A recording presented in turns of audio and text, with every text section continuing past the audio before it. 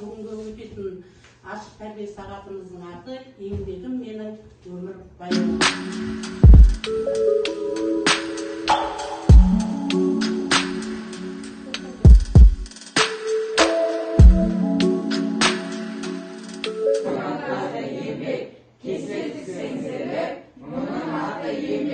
Сабағыңды жүктеп, әзірлесең еңбек, қиындықтың бәрін еңбек қана жеңбек.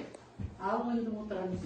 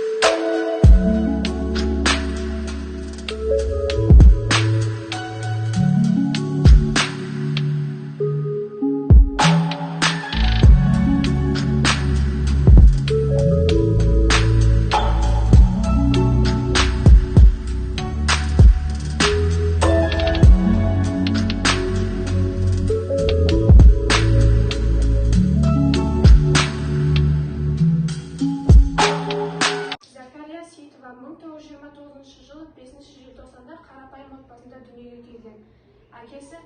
Әкесі Сейіт ағаш шебері, анасы Нұрсұлу қызылшада жұмыс жасаған.